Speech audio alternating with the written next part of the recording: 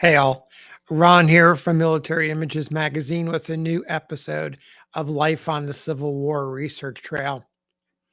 The Union officer pictured here, his face and those unmistakable whiskers are probably ones that you've seen recently when we talk about Ambrose Burnside, fun posts that you see on social media profiling the greatest beards in the Union Army and the Confederate Army.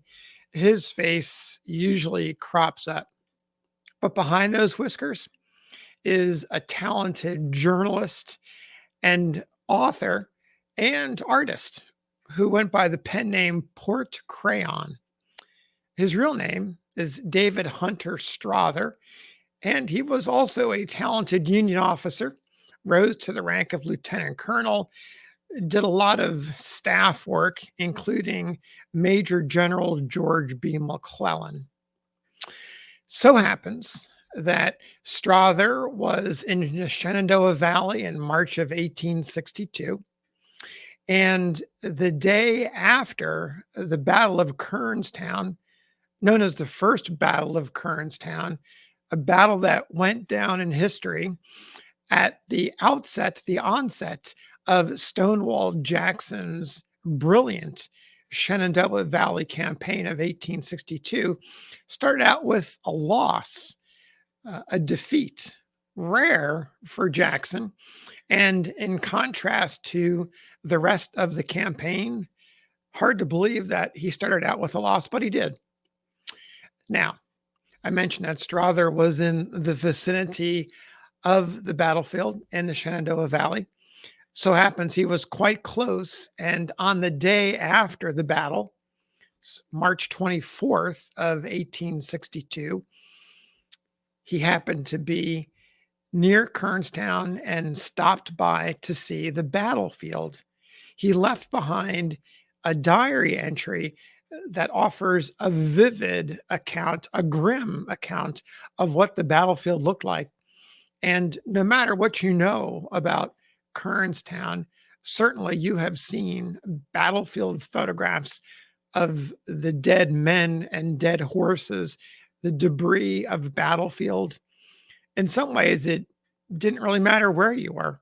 Kernstown, Gettysburg, Fredericksburg, Antietam, any of those battlefields, the carnage was pretty much the same, just on a different level of scale. And so Strather's words are particularly interesting as he paints a word portrait of what he saw. I want to read it to you. You're going to hear mention of a Union general. It's Brigadier General George H. Gordon. He's a West Pointer from the class of 1846. Distinguished himself in the Mexican War, and it is Gordon's brigade that Strather comes across and tags along with a little bit before he makes his journey to the battlefield. So here we go from Strather's journal, March 24th, 1862. After dinner, I started to Winchester, overtaking en route Gordon's brigade. As soon as I could, I visited the field of yesterday's battle. It was 2 or 3 miles beyond the town on a ridge partially wooded and partially cultivated and some distance from the valley pike.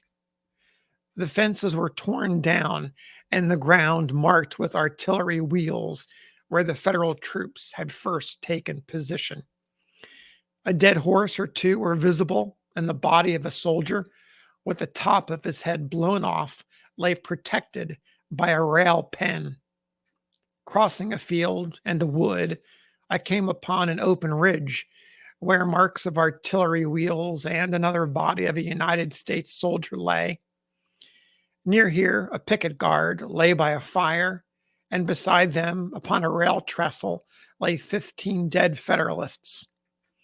In a thicket and rock break about 200 or 300 yards distant, the Confederate dead lay. Entering the break, I observed the bushes and trees cut to pieces with musketry in a manner terrible to witness. Here, Within a very small space lay 40 bodies of the Confederates. The bodies lay among the bushes and trees just as they fell, and were, without exception, shot through the head with musket balls. The sun had set, and the dull red light from the west fell upon the upturned faces of the dead, giving a lurid dimness to the scene that highlighted its ghastly effect. From this thicket extending some distance along the line of a stone fence lay more bodies thickly strewed among the rocks, vines, and undergrowth. I searched through this bloody field with a sort of horrid curiosity, examining each gully and rock heap to find some still more hideous form of death than I had yet seen. There was enough to gratify one's taste for horrors, and in my seeking, I failed to recognize any face with which I was acquainted. All the arms and equipments were taken away, and the pockets rifled, and generally all the buttons clipped off as objects of curiosity for the soldiers. It had now become dark, and I turned to ride back to Winchester. I got a good supper and passed the night at Gordon's headquarters. So when we think of war and the glory and romance, which oftentimes dominates the post-war narratives, you have to also think about individuals like Strother, who happened upon the Kernstown Battlefield and saw the death and destruction of a battle before the men were even buried, when the tracks of artillery wheels were still carved into the dirt, the mud, trees still marked with bullets, torn apart by the bullets.